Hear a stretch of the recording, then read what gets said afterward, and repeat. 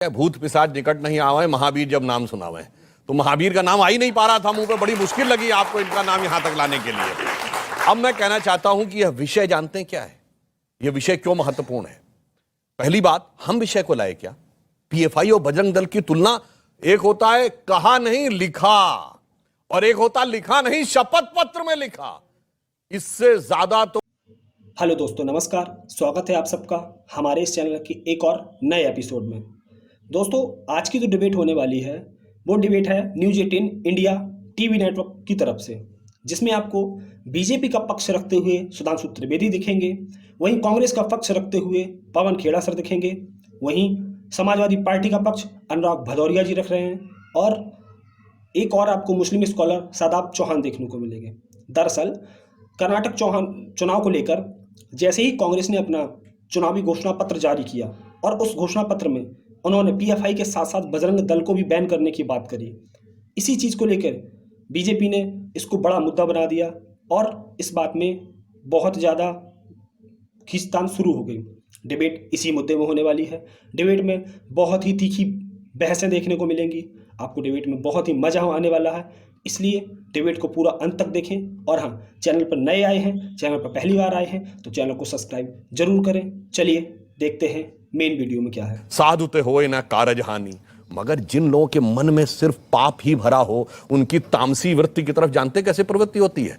सहज पाप प्रिय तामस देहा, यथा उलूक ही तम पर नेहा। मतलब उनकी पाप वृत्ति जिनके मन में होती है, तम के प्रति उनकी वैसी रुचि होती है, जैसे शब्दशः न लिया जाए उल्लू स्वतः अंधकार की तरफ भागता है, वैसा ही प्रवृत्ति इन लोगों में नजर आ रही है।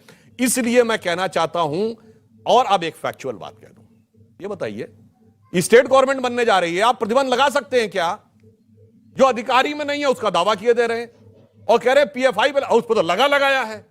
मतलब आप इससे समझ लीजिए कि कितना धोखा देने की बात करते हैं। पीएफआई पे लगाया, कहते हैं हम लगाएंगे। अब एक लाइन और कह दूं, और बजरंग दल पे ये प्रतिबंध लगाने की बात नहीं करते, लगा चुके हैं और अदालत की चौखट पर औंधे मुंह गिर चुके हैं।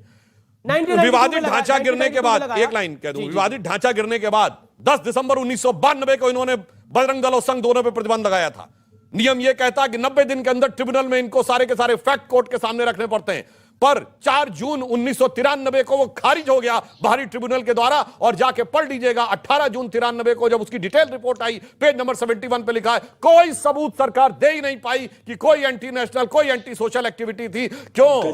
ध्यान रखना चाहिए, हनुमान जी की पूंछ से भी जिसने खिलवाड़ करने की कोशिश की उसकी भी लंका लग गई थी। आपके साथ क्या होगा विचार करके चलिए। ये जो बात सुधांशु त्रिवेदी कह रहे हैं, आपके नेता ने बोला, आचार्य प्रमोद कृष्णन ने बोला, अभी तो सांप हमारे गले में था, ये हनुमान जी की पूंछ को क्यों आग लगा दी?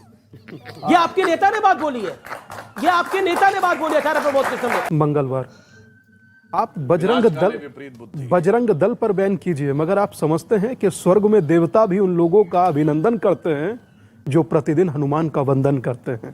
प्रतिदिन आप समझ नहीं पाते हैं। पहले राम इज नॉट एग्जिस्ट, उसके बाद सेतु को लेकर के क्या चर्चाएं चली, आपने गूगल पर पढ़िएगा, मेरा बहुत कहना संभव नहीं। उसके बाद अब हनुमान। अच्छा, फिर मुझे समझ ये नहीं आता, कांग्रेस नहीं सुधरेगी, सिर्फ मेरी ही संस्कृति क्यों? एक अभय भाई ने कहा कि हनुमान जी को नोटिस गया, ऐसे कम से कम नहीं तो 10 मंदिर रोड पर बने हुए थे, रेलवे की जमीन पर बने हुए थे, उनको हटा दिया गया। मंदिर भगवान सुनिए, पहले माफ कीजिएगा, सुनिए, पहले मुझे बजरंग बली के नाम पर आप रोचक सोच नहीं दादा, हम भगवान बजरंग बली के नाम पर अदालत में अमीश भाई बोल रामलला के नाम मुकदमा दर्ज किए थे कि नहीं? सुनिए, और आपके वकील खड़े होते थे उनके खिलाफ जाके। इंपॉर्टेंट होता था कि रामलला हाजिर हो, रामलला हाजिर हो, और उधर से तब दिल पर नहीं होता था। जी, तब दिल पर नहीं का चोला ओढ़ के, और फिर कहते हैं 2019 के बाद करवाना चुनाव। सुधांशु 30 सेकंड दीजिए। जब रामलला को बुलाया जाता था तब शायद किसी के हृदय पर कुठाराघात नहीं होता था।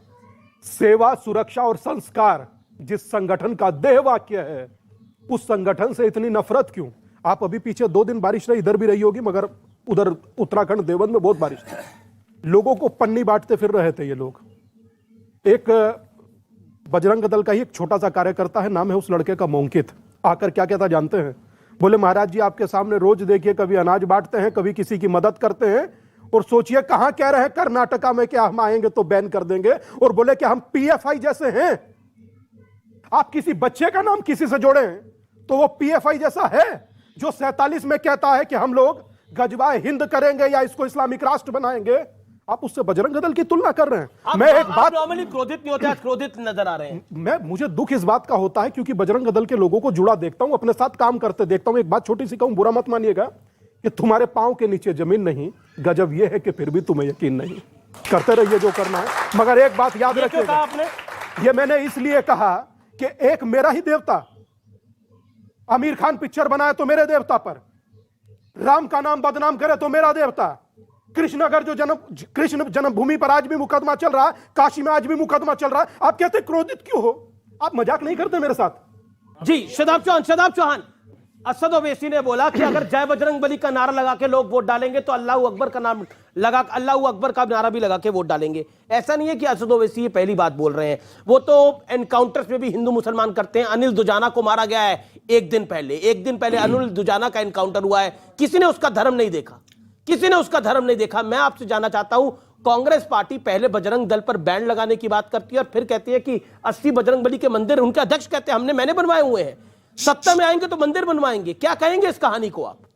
सबसे पहले बजरंग दल के ताल्लुक से मैं यही कहूंगा कि जो ऑर्गेनाइजेशन के लोग नांदेड़ में बॉम्ब बनाते हुए मारे गए, उसके बाद 2003 बॉम्ब ब्लास्ट में वो इन्वॉल्व थे, ये जानकारी मिली। ऊना के केस में ये लोग शामिल थे, हाथरस और क्रिश्चियंस को के साथ अपराध करने में। राजस्थान में ये लोग मारे 2 लोगों को। जो ऑर्गेनाइजेशन हथियार लहराकर इस तरह की रेडिकलाइज्ड एक्टिविटी करता हो, उसका समर्थन करने की जरूरत क्या पड़ गई? दूसरी चीज ये कि कांग्रेस का एक अजीब हाल हो चुका है, वो यही नहीं तय कर पा रहे कि आपको जाना किधर है। एक तरफ वो कहते हैं कि हम बैन करेंगे, दूसरी तरफ पलट के कहते हैं कि हम जो है राजस्थान और छत्तीसगढ़ में उस ताल्लुक से बात नहीं करते हैं। स्टेट और नेशनल गवर्नमेंट की जहां बात आती है, या तो आप एक तरफ रहिए, कभी आप सॉफ्ट हिंदुत्व की तरफ जाते, कह रहे हैं मैंने मंदिर बनवाया, ये जमहूरियत है, लोकतंत्र है, या वोट पड़ना चाहिए शिक्षा स्वास्थ्य पर। आपके नेता पहले तो कह रहे हैं बैन करेंगे, फिर कह रहे हैं मंदिर बनवाएंगे, ये करेंगे।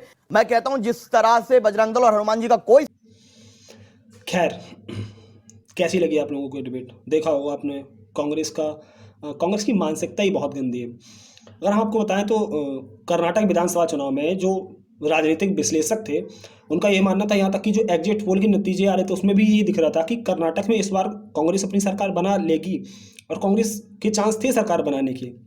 लेकिन वही ना कि कांग्रेस के नेताओं को तो ज्ञान है नहीं कि कैसे बात करनी है, किस तरीके से चुनाव को किस तरीके से संचालित किया जाता है। उनको साथ में अब ऐसा कोई लीडर बचे ही नहीं है जो लीड कर सके उस चीज़ को। और देख लो एन मौके में उन्होंने अपने जो मैनिफेस्टो निकाला उसमें उन्होंने ऐसी चीज़ें डाल दी कि अब बीजेपी को एक बहुत बड़ा मुद्दा मिल गया। ये मुद्दा बीजेपी के लिए नहीं, ये एक धार्मिक भावनाओं का मुद्दा है। और आपको देखना चाहिए कि हिंदू बहुसंख्यक है, और अगर आप हिंदुओं के खिलाफ इस तरीके की अनर्गल बातें करेंगे तो फिर आपको उसका तो परिणाम भोगना पड़ेगा। और वही कांग्रेस ने किया।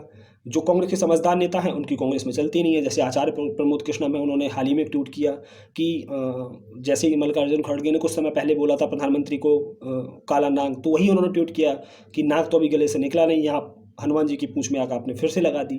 तो कांग्रेस को जो समझदार नेता उसमें कांग्रेस की चलती नहीं है, कांग्रेस में वही बेवकूफ़ नेताओं की चलती है। तो बस कांग्रेस का बंटाधार करने पर लगे हैं। खैर आपको कैसी लगी ये डिबेट हमें कमेंट बॉक्स पे ज़रूर बताइएगा।